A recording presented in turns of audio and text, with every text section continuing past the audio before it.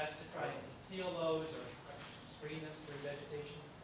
As an illustration, it's Shoreline Drive, and I think we just arbitrarily picked that. I know where that is. We had to find a location for a pump station and its accessory buildings, just to get people who might be in close proximity to that. Because oftentimes people are great about going to a gravity system, but not in my backyard. If the pump has, if the big pump station has to be located next to my property, it can have an impact on property values in surrounding areas. So they're not slam dunk either. So that was basically a PowerPoint that tried to give the council and the community at that time just kind of an overview of where the project, how it had evolved. We really hadn't got into the design of how collection systems would be developed, what they would look like, and that really has been authorized. Deferred to this ad hoc committee to come up with an optimum design or methodology or alternative or not. So, not sure. Is that your timing? Give me half an hour.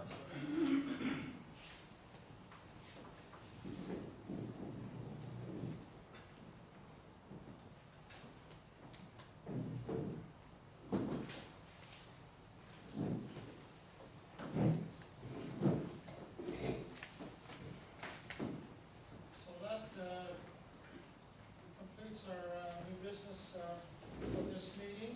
We're going to open up the floor for public discussion and remind everybody that the council will command that you talk politely and with respect when you ask your question.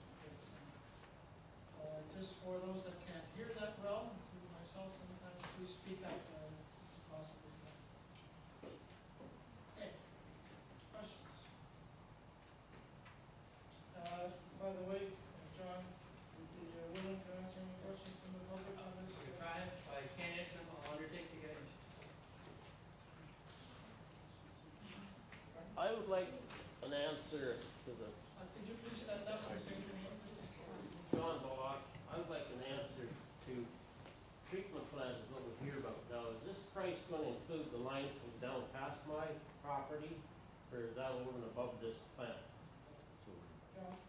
No, that's a cost of $26 million for the plant itself. That doesn't include the line down past our not the property. collection systems. No. That's what I figured. Elizabeth? Yes, thank you. John, I have a couple of questions. I'm on the taxation and user fees committee as well. So a couple of financial questions. One is, I noticed in your numbers here you provided costings that you calculated the 20 years payment for financing. I believe those are just financing numbers there. And I was wondering if you could also do that for the capital costs as well over a 20-year period of time. How much the municipality would be paying per year to pay the debt or capital costs as well as financing. Maybe jointly combined together with the other one. The other one was,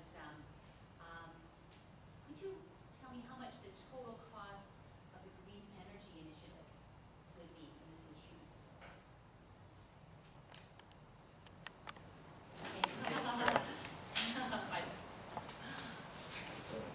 How quickly I can get it?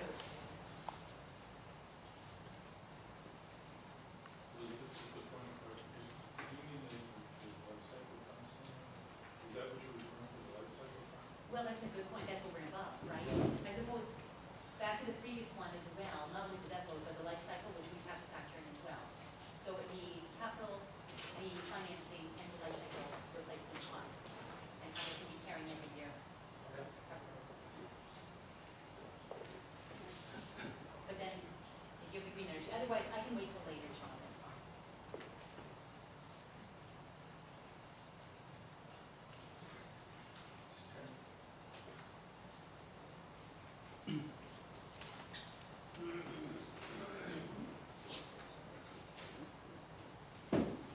It's going to take a few minutes to track it down.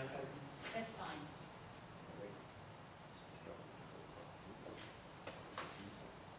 While we're waiting, are there any other questions from the audience? Yes. Stand up, state your name, please. Ken Walker. What I would like to know is the total number of homes that are in Zone 4. And I should be able to call by noon tomorrow to get an answer on that, sir. Yes. Thank you. Do I talk to you directly? Ken, I can? Ken, maybe. Fine. I'll do my best. No, I asked if I could get it by noon tomorrow, not your best, sir. Thank you.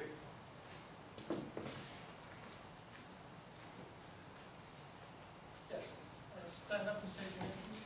William Bailey. So here's the relative door, In the looking at the costs and benefits, and from what I've seen tonight and from what I've read, I've got some concerns and questions. When we're talking about properly maintained septic system, I don't see the costs for that adequately listed or discussed to give ratepayers an adequate, real choice. I can answer that. That's actually Team Two's responsibility. We'll be coming out with a report on that shortly. We've been looking into that. And of course, what's the cost to the homeowner? Can you sell a house with an uninspected septic system going forward? I'm talking about assets that accrue to a homeowner, and if they're impinged by not addressing sewage collection properly or sewage processing properly. How much is your home worth if your septic system isn't working properly? That is part of a cost-benefit analysis in any one that I've ever looked at in my life. If your asset values drop because your sewage, your collection, your septic doesn't work, your houses sell for less. Perhaps the chief administrative officer could tell me what would happen if house prices in this community started to drop. That is a very major risk, because as I understand it, the mill rate's dependent on the house value in this community. And in the sections north of the cut, we're paying for a lot of things. Chief, I'm going to give you a little hint on that. When I sold my property out in the highway towards Stedford, it was the lawyers that determined that the purchaser needed a certificate from me and Langton County that my septic system was working. Okay? And that's what it is with most deals today, like the business. That was a commercial It operation. doesn't matter, it had to do with my house. My business is not hooked up to my septic system, it's only for the house. So currently, if someone has, If you go to sell your property, and you don't have a And your properly purchaser- installed system, and your purchaser requires a certificate that says your septic system is in good working order, and you can't supply that, then you're liable not to sell it or have to fix it so that it isn't. and that cost is That's yours. something that needs to be addressed in these reports. Mr. Chair, Because can I we- give a point of procedure here? yes, okay. According to the rules of the council, which we're following, matters which are discussed during the meeting could be questioned by the public. I believe some of the issues you're bringing up, as you did note with the group two, will bring up the issues on the costing and so forth. There are some of these issues that will be dealt with as we proceed through our work plan. If there were some questions that you had about the issues that were discussed tonight, Mr. Bailey, if you'd like to address those, that would be No welcome. problem, Ernie, I got a couple more. Thank you.